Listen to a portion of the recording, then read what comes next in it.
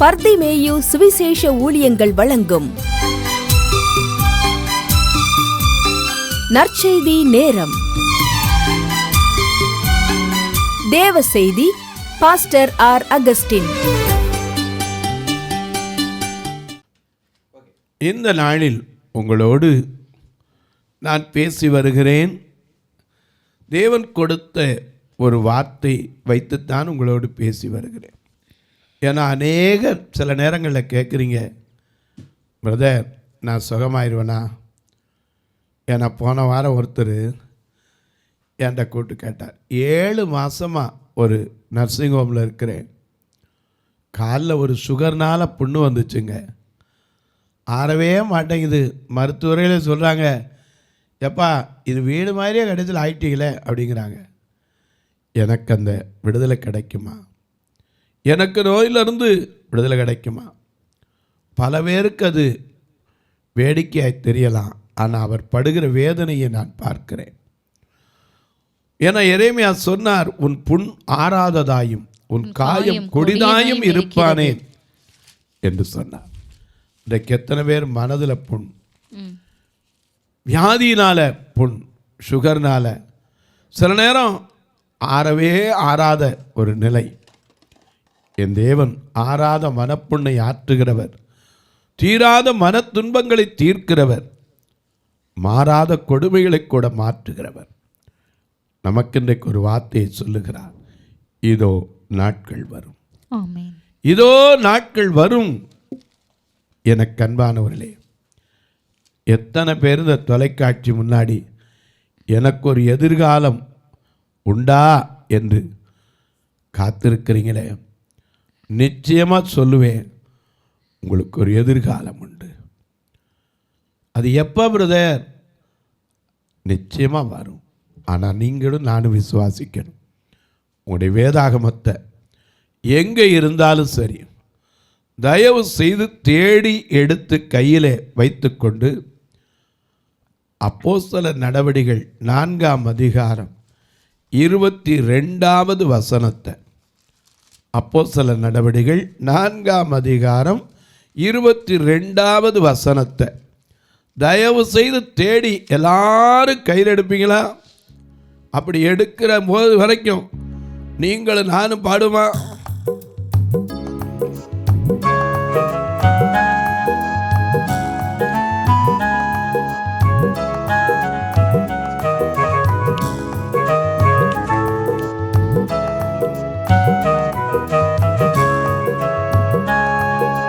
விண்ணப்பத்தை கேட்பதே,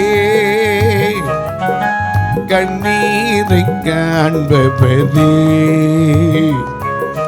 சுகம் தருபவதே, ஸ்தோத்திரம் ஏசையா.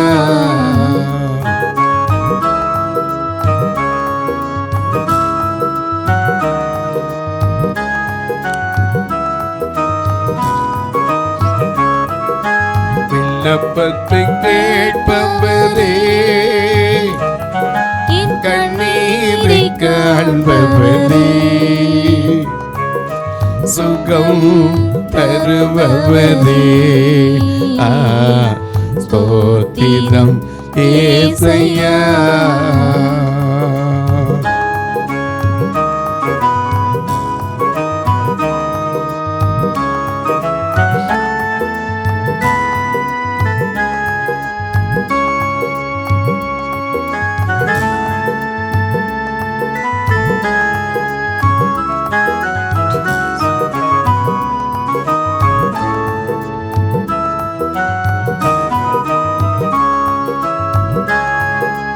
உம்மால் கூடும் எல்லாம் கூடும், உம்மால் கூடும் எல்லாம் கூடும், ஒரு வார்த்தை சொன்னால் போதும்.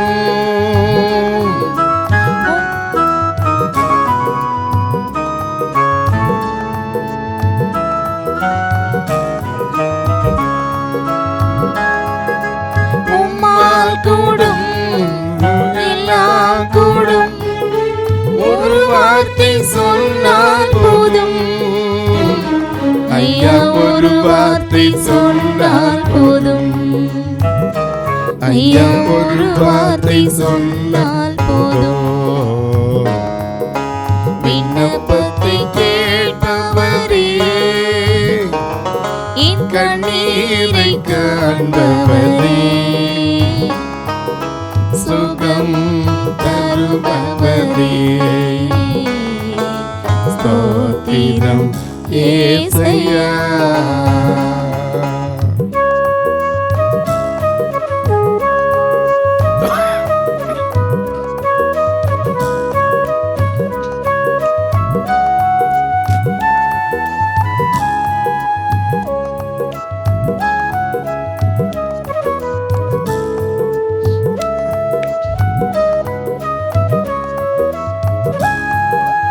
என் நோய்களை சிலுவையிலே, என் நோய்களை சிலுவையிலே சுமந்து தீர்த்தீரையா.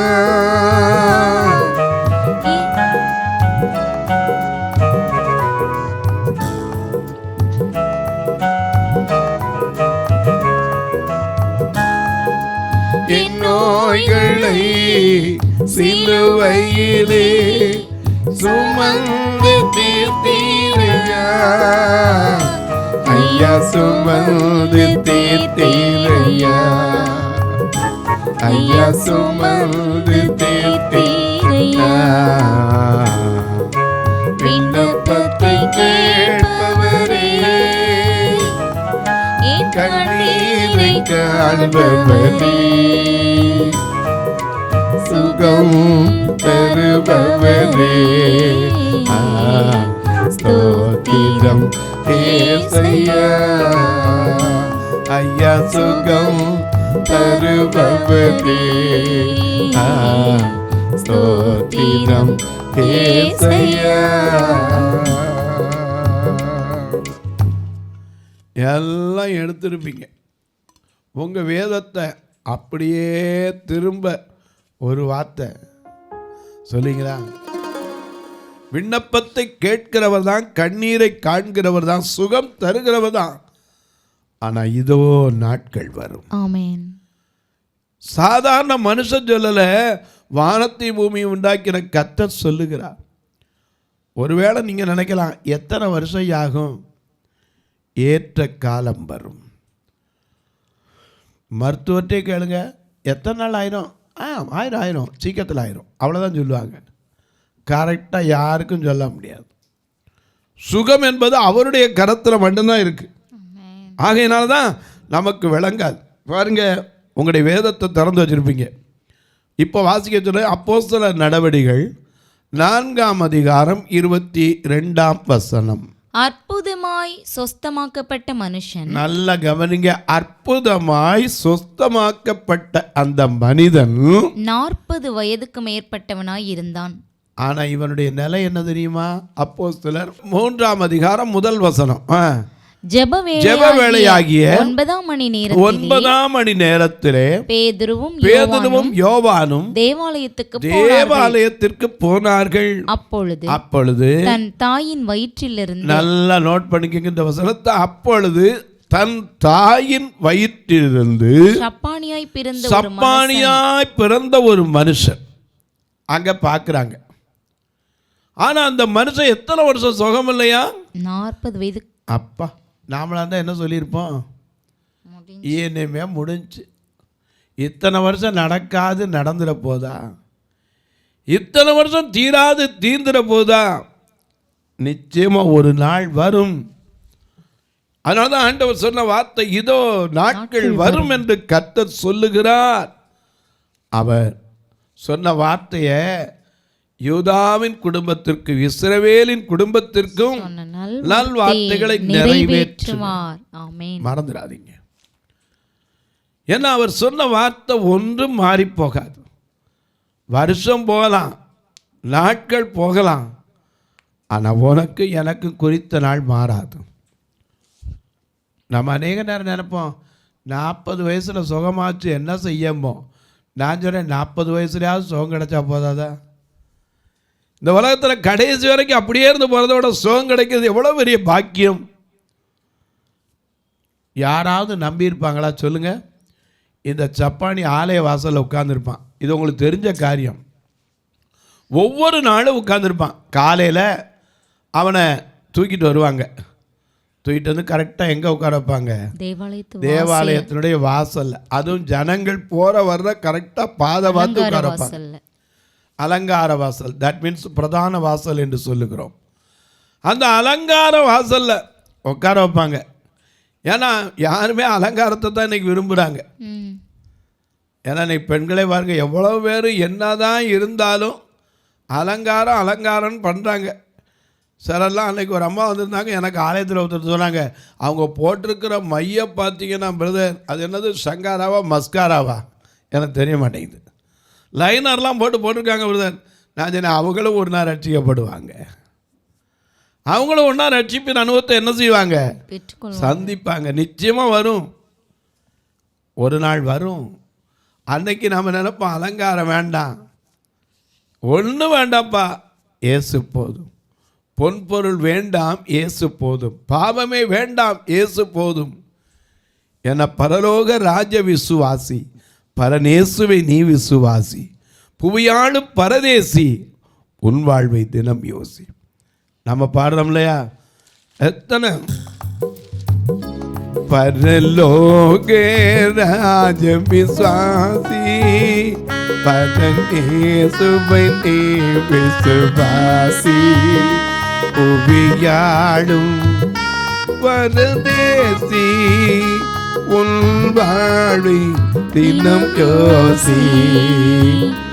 பரலோக ராஜ விசுவாசி, பரநேசுவை நீ விசுவாசி, புவியாளும் பரதேசி, உன் வாழ்வை தினம் யோசி.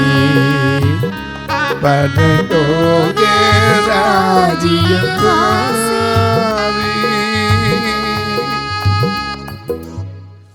ஐயா, பரலோகத்தை நாம் வாஞ்சிக்கிற நம்முடைய குடியிருப்பு பரலோகங்கிறோம்.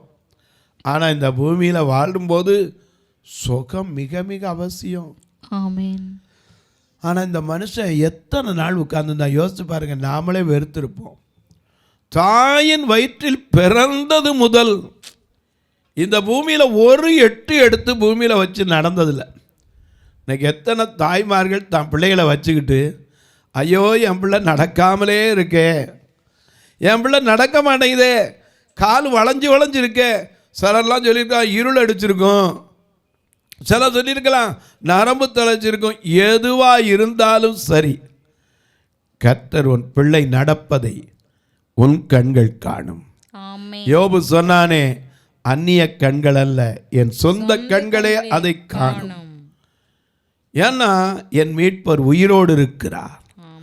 அவர் கடைசி நாளிலும் பூமியின் மேல் நிற்பார் என்பதை அறிந்திருக்கிற நீங்கள், நிச்சயமா அவர் தளர்ந்த கைகளை திடப்படுத்துவார், தள்ளாடுகிற முழங்காலை பலப்படுத்திய தீர்வார்.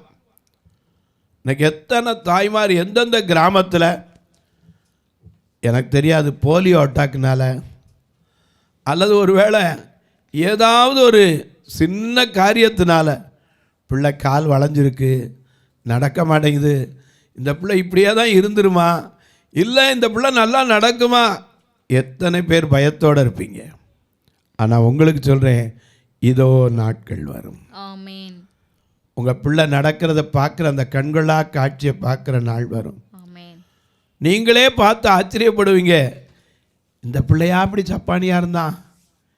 ஏன் சொல்கிறேன், அன்னைக்கு இயேசு ஒருவனை சுகமாக்கினார். ஏன்னா அவர் சொன்ன வார்த்தை மாறி இருக்காது. அவன் ஒவ்வொரு நாளும் வருஷம் எல்லாரும் புது வருஷம், ஈஸ்டர், கிறிஸ்மஸ் பண்டிகைக்கெல்லாம் ஆலயத்துக்கு வந்திருப்பாங்க. ஆனால் இந்த சப்பானியுடைய நிலை என்ன செய்யலை? மாறவே இல்லை. எல்லாரும் புது வருஷத்தில் வந்து சென்றுப்பாங்க. வருஷம் மாறி என்ன, வாழ்க்கை மாறி என்ன, இந்த மாதிரி இப்படியே இருக்கிறவங்கள என்ன செய்யறது, பாவம். எனக்கு அன்பானே, ஒன்றை நீங்கள் தெரிஞ்சுக்கோங்க, ஒவ்வொன்றுக்கும் ஒரு காலம் இருக்கிறது. அழ ஒரு காலம் இருந்தால் நகைக்க ஒரு காலம் இருக்கிறது. தேட ஒரு காலம் இருந்தால் இழக்க ஒரு காலம் இருக்கிறது. நட ஒரு காலம் இருந்தால் நட்டதை பிடுங்க ஒரு காலம் உண்டு. தேவன் சகலத்தையும் அதினதின் காலத்திலே நேர்த்தியாய் செய்வார். மறந்துடாதீங்க. இதோ நாட்கள் வரும். இந்த சப்பானி வாழ்க்கையிலையோ அவனை தூக்கிட்டு வந்தவங்க வாழ்க்கையிலையோ அந்த ஆலயத்தில் நடந்து போனவங்க மனதிலையோ இவன் எந்திரிச்சு நடப்பான் அப்படின்னு கொஞ்சமாவது நினச்சிருப்பாங்களா? இல்லை நானாக இருந்தால் நீங்களாக தான் நினைப்போமா? இது அவ்வளோதாங்க, அப்படி தான் காலம் முழுக்க அவ்வளோதான். நாம் முடிவு பண்ணிடுவோம், தீரா வியாதி இது தீந்துட போகுதா, இனி இவர் எந்திரிச்சு நடந்து என்ன செய்ய போகிறான்? அதுவும் ஒரு 20 வயசு வரைக்கும் அப்படி சொல்லிப்போம். 25-30 வயசு தாண்டின உடனே ஆமாம் இனி நடந்து என்ன 40 ஆகி போச்சு, வாழ்க்கையில் பாதி போச்சு. ஏன்னா ஒரு மனுஷனுடைய ஆயுசு நாட்கள் பலத்தின் மீதிலால் 80 வருஷம், அதில் பாதி போயிடுச்சு. என்ன பிரயோஜனம்? எனக்கு கண்பானவில்லை, கொஞ்சம் யோசித்து பாருங்க. நாம் இன்னைக்கு ஒரு அந்த இடத்துல இருந்தோம்னா எப்படி மனவேதனைப்பட்டிருப்போம். அந்த வாசலில் போய் உட்கார எப்படாவது தூக்கிட்டு போவாங்கன்னு பார்க்க, திரும்பி அந்த இடத்துக்கு கொண்டாந்து வைக்க, திருப்பி தூக்கிட்டு போய், இதுதான் அவனுடைய வாழ்க்கை. வேறு எந்த சந்தோஷமும் அவன் பார்த்ததில்லை. போகிற வர்றவங்க ஏதோ கொடுப்பாங்க, அதை வாங்குவான், அவ்வளோதான் அவனுடைய வயிற்று பிழப்பு நடந்துச்சு. ஆனால் அவன் வாழ்க்கையில் ஒரு மாற்றம் வருமா நினச்சிருக்கவே முடியாது. ஆனால் கர்த்தர் சொல்றார், இதோ நாட்கள் வரும். ஆமென். நல்ல வார்த்தைகள் நிறைவேற்றும். ஏன்னா அவர் என்ன நல் வார்த்தைகள் ஆண்டவர் விரும்பினது என்ன? சப்பானியெல்லாம் நடக்கணும், முடவரெல்லாம் நடக்கணும், குருடரெல்லாம் பார்க்கணும், ஊமைகளெல்லாம் பேசணும். இதுதான், இதுக்கு தான் இயேசு இந்த உலகத்தில் வந்தார். இழந்து போனதை தேடவும் ரட்சிக்கவுமே மனுஷகுமாரன் பூமிக்கு வந்தார். ஆகையினால இவன் தன் கால்களில் பலத்தை இழந்திருந்தான். யாரும் நடத்திருக்க மாட்டாங்க. ஒரு நாள் எப்பவும் போல உட்கார்ந்துருந்தார். அப்போ தான் ஜெப வேலை, 9ஆம் மணி வேலை. பேதுருவும் யோவானும் வருகிறாங்க. எதுக்கு வராங்க? ஜெபத்துக்கு வராங்க. அப்படி வரும்போது எல்லாத்தையும் ஏதாவது கிடைக்கும் கிடைக்கும் கிடைக்கும்னு எதிர்பார்த்தவன் பேதுருவும் யோவானும் வந்தோடனே அவங்கள கொஞ்சம் வித்தியாசமாக பார்த்தான். ஏன்னா இவங்க ஊழியக்காரங்க, இவங்க ஏதாவது கொடுத்தா ஆவாங்க, சும்மா போக மாட்டாங்க அப்படின்னு பார்த்தோம். ஆனால் கிட்ட வந்த உடனே 3ஆம் வசனத்தில் பேதுரு சொன்னார். என்ன சொன்னார்? வாசிங்க. அவர் கிட்ட வந்த உடனே இவன் தேவாலயத்திலே பிரவேசிக்க போகிறார். அவர் தேவாலயத்தில் பிரவேசிக்க போகிற போது பேதுருவையும் யோவானையும் கண்டு பிச்சை கேட்டான். அவனுடைய வழக்கம் போல உள்ள ஆக்டிவிட்டீஸ் ஒவ்வொருத்தர் கேட்காம, ஐயா அம்மா ஏதாவது கொடுத்துட்டு போங்க, என்னால் நடக்க முடியாது, எந்திரிச்சு எந்த வேலையும் செய்ய முடியாது, இறக்கப்பட்டு ஏதாவது செய்யுங்க கேட்டுப்பான். அதே போல இவங்ககிட்ட கேட்டான். பேதுருவும் யோவானும் அவனை உற்று பார்த்து எங்களை நோக்கி பார் என்றார். ஏன்னா வேதம் அழகா சொல்லுது, உம்மை நோக்கி பார்க்கின்றேன், உம்மை நினைத்து துதிக்கின்றேன், உம்மை நோக்கி பார்க்கின்றேன், உம்மை நினைத்து துதிக்கின்றேன். இயேசப்பா ஸ்தோத்திரம், இயேசப்பா ஸ்தோத்திரம், இயேசப்பா ஸ்தோத்திரம், இயேசப்பா ஸ்தோத்திரம். வேதமும் சொல்லுது, அவரை நோக்கி பார்த்தவர்கள் பிரகாசம் அடைந்தார்கள், அவருடைய முகங்கள் வெட்கப்பட்டு போவதே இல்லை. சங்கீதம் 34 வாசிக்கிறோம். கர்த்தர் நல்லவர் என்பது ருசித்து பார்த்தவர்கள் இந்த பேதுருவும் யோவானும், கூடவே இருந்து அவருடைய பாடு மரணங்களை கண்டவர்கள். இவங்க வர்றாங்க, அவங்ககிட்ட பிச்சை கேட்க போனோம். அப்போ அவர் சொன்னார், வெள்ளியும் பொண்ணு என்னிடத்துல இல்லை. இல்லை. என்னிடம் ஏன்னா ஒரு காலத்துல இவர்கிட்ட இருந்துச்சு. ஏன்? மீன் இவர் ஒரு பெரிய ப்ரொஃபஷனல் ஃபிஷர்மேன். ஏன்னா ஃபிஷிங் கார்பரேஷன் வச்சுருந்தாலும் வச்சுருப்பார், நிறைய பேரை வச்சு மீன் பிடிச்சவர். இவர்கிட்ட நிறைய ஒரு காலத்தில் பணம் இருந்துச்சு. இப்போ இயேசுவை நம்பி வந்துட்டார். எல்லாத்தையும் வலை மீன் எல்லாத்தையும் விட்டுட்டு வந்துட்டார். எல்லாத்தையும் விட்டுட்டு வந்து திருப்பி மீன் பிடிக்க போகிற நேரத்தில் இயேசு கண்டவனை சந்தித்தார். யோனாவின் குமாரனான சீமோனே, இவர்களிலும் என்மேல் அன்பாய் இருக்கிறாயா? என் ஆடுகளை மேய்ப்பாயாக என்னார். ஆண்டவர்கிட்ட 3 தரம் மனஸ்தாபப்பட்டு ஆண்டவருக்குள்ளே வந்து நின்ன மனுஷன். அப்படிப்பட்ட பேதுரு ஐயா இப்போ அப்போஸ்தலனாக இருக்கிற காலம், அந்த காலத்தில் தான் ஆலயத்துக்கு வரார். அப்போ இவன் நோக்கி பார்த்து அவர்கிட்ட பிச்சை கேட்குறான். அவர் சொல்கிறாரு, எங்கிடத்துல வெள்ளி இல்லை பொண்ணு இல்லை, ஆனால் ஒன்றே ஒன்று இருக்கப்பா, ஒன்றே ஒன்று எங்கிட்ட இருக்கு, என்னிடத்தில் உள்ளதை உனக்கு தாரேன். அது என்னது? நசரேயனாகிய இயேசு கிறிஸ்துவின் நாமத்தினாலே நீ எழுந்து நட என்று சொல்லி இயேசு கிறிஸ்து மறந்தவரே மறந்தவரே மறந்தவரே அவன் இயேசு கிறிஸ்து மறந்தவரே நித்திய நித்தியமா. அல்லேலூயா அல்லேலூயா அல்லேலூயா அல்லேலூயா அல்லேலூயா அல்லேலூயா. இயேசு கிறிஸ்து மறந்தவரே மறந்தவரே மறந்தவரே அவன் இயேசு கிறிஸ்து மறந்தவரே நித்திய நித்தியமா. அவர் நேற்றும் இன்று என்று மாறாதவர்.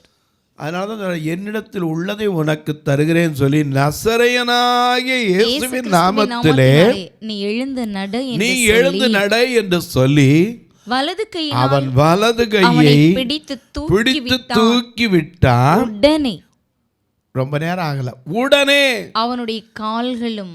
ஐயா 40 வருஷமா உட்கார்ந்து இருந்தவன், நாம கொஞ்ச நேரம் உட்கார்ந்தாலும் எந்திரிச்ச உடனே கொஞ்சம் நெளிச்சுக்குவோம், கொஞ்சம் பொறுங்க ஸ்டடி ஆகிக்கிறேன். அதுவும் வயசாயிருச்சுன்னா எந்திரிச்ச உடனே டக்குன்னு எந்திரிக்க முடியாது. கொஞ்சம் லேசாக இப்படி சாஞ்சு அப்படி சாஞ்சு கையை ஊண்டி சேரில் சாஞ்சு உட்காந்து அப்புறம் தான் எந்திரிக்க முடியும். 40 வருஷமாக எந்திரிக்காதவன், நடக்காதவன், கால் ஊனாதவன் வலது கையை பிடிச்சி தூக்கி விட்டு இயேசுவின் நாமத்தில் எழுந்து நடன்னு சொன்ன உடனே அவன் எழுந்து அவன் கால்கள் வாசிங்க, உடனே அவனுடைய கால்களும் கரடுகளும் பலன் கொண்டது. அவன் குதித்து எழுந்து. எப்படி கொஞ்சம் அனுபவமே இல்லாத குதிச்சானா எப்படி குதிச்சிருப்பான்? அது 40 வருஷமா ஒரே இடத்துல கிடந்தவன். இன்னைக்கு நமக்கு ஒரு சின்ன சந்தோஷம், ஒரு சின்ன விளம்பரத்தை பார்ப்பீங்கன்னு நினைக்கிறேன், டிவியில் பார்க்காதவங்க இருக்க முடியாது. சரவணா ஸ்டோரில் ஆஃபரோட போட்டிருக்கானா ரப்பப்பாவு அப்படிங்கிறாங்க. அப்படி சந்தோஷமாக போகிறாங்களாம். ஒரு மனுஷனுக்கு சுகம் கிடச்சிருக்கு. 40 வருஷம் உட்கார்ந்த இடத்துலே இருந்து ஒரு கால் கூட வச்சு நடக்காமல் தாயின் வயிற்றுலேருந்து பிறந்தலேருந்து குழந்தையிலேருந்து வாலிபன்லேருந்து 40 வயசு நடக்காமல் இருந்தவன் இப்போ எந்திரிச்சு நின்று குதிக்கிறான். அப்போ அவனுக்கு சந்தோஷம் எப்படி இருக்கும்? அதான் பாருங்க, அங்க எழுதிருக்கு, அவன் கால்களும் கரடுகள் பலப்பட்டது, அவன் குதித்து எழுந்து நின்று நடந்து குதித்து தேவனை துதித்துக் கொண்டு அவர்களுடனே கூட தேவாலயத்திற்குள்ளே போனான். எத்தனை நாள் அந்த ஆலயத்துக்குள்ள போறவங்கள பார்த்திருப்பான். இப்ப அவன் நடந்து வரதை பார்த்தவன எத்தனை பேர் கண்கள், இவன் தானா உட்காந்து பிச்சை கேட்டவனா, இத்தனை வருஷம் நடக்காம இருந்தவனா, அவன் நடந்துட்டானா? இன்னைக்கு உங்களுக்கும் சொல்கிறேன், இதோ நாட்கள் வரும், இதோ நாட்கள் வரும். நீங்கள் கை குழந்தைய வச்சுட்டு உட்காந்துருக்கலாம், ஒருவேளை வளர்ந்த பிள்ளைய கூட நடக்கலையேன்னு வருத்தப்படலாம். ஐயோ என் பிள்ளை கடைசி வரைக்கும் இப்படி இருந்துருமான்னு நினைக்காதீங்க. உங்கள் பிள்ளையும் சுகம் பெற நாள் வரும். நீங்கள் விசுவாசிப்பீங்களா? அன்பின் பரலோக பிதாவே, எல்லாருக்கும் சுகம் கொடுங்க. நான் ஜெபிக்கிறதுக்கு முன்னாடி சில காரியத்தை சொல்லுவேன். இந்த நிகழ்ச்சியை பார்க்குற நீங்கள் ஒரு வார்த்தை இந்த ஊழியத்துக்காக ஜெபம் பண்ணுங்க.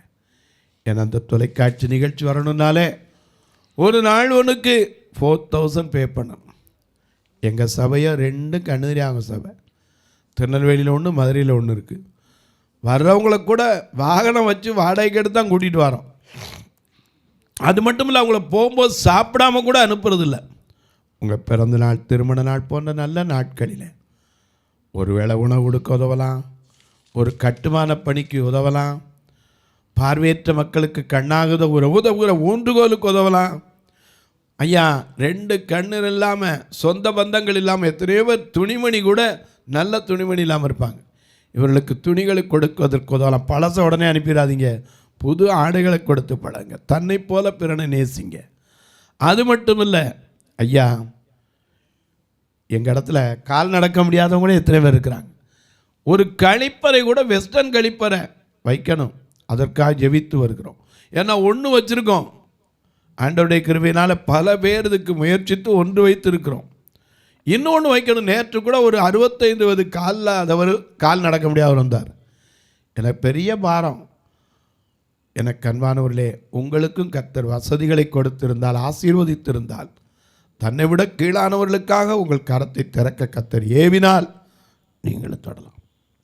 எப்படின்னு கேட்பீங்க? இதில் 2 நம்பர் வந்துக்கிட்டே இருக்கும், ஜிபே, ஃபோன்பே.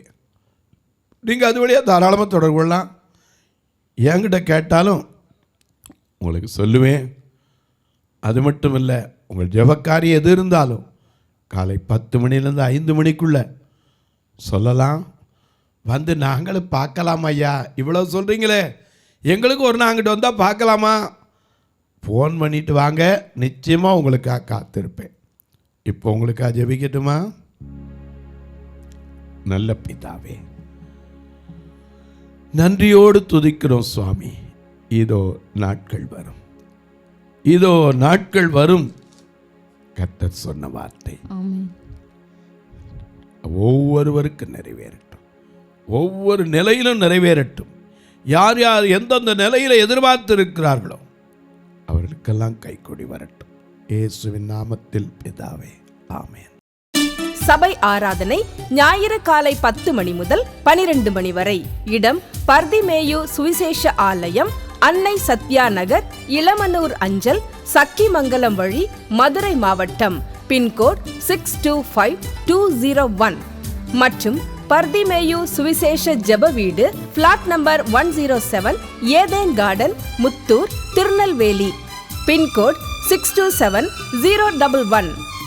சிறப்பு உபவாச கூட்டம் ஒவ்வொரு மாதமும் 2வது சனிக்கிழமை காலை 10 மணி முதல் 1 மணி வரை நாகர்கோவில் YMCA ஹாலில் வைத்து நடைபெறுகிறது. மற்றும் ஒவ்வொரு மாதமும் 4வது சனிக்கிழமை காலை 10 மணி முதல் 1 மணி வரை திருநெல்வேலி புதிய பேருந்து நிலையம் அருகில் உள்ள கிரேஸ் ஹாலில் வைத்து நடைபெறுகிறது. எங்கள் எல்லா ஆராதனைகளிலும் கலந்து கொண்டு தேவனை மகிமைப்படுத்த அன்பாய் அழைக்கிறோம். உங்கள் உதாரத்துவமான காணிக்கைகளினால் இவ்வூழியத்தை தாங்க விரும்பினால் R Augustine, account number 5021364331, IFSC code IDIB 000B066, Indian bank, BP Kulam, Madurai. GPay number 9842181917, BGM ministries மற்றும் 9442559772, பிளைண்ட் மினிஸ்ட்ரீஸ் அகஸ்டின். உங்கள் தொடர்புக்கு பாஸ்டர் ஆர் அகஸ்டின், பர்திமேயு சுவிசேஷ ஊழியங்கள், நாகமலை, புதுக்கோட்டை, மதுரை 625019. தொலைபேசி எண்கள் 9842181917 மற்றும் 9442559772.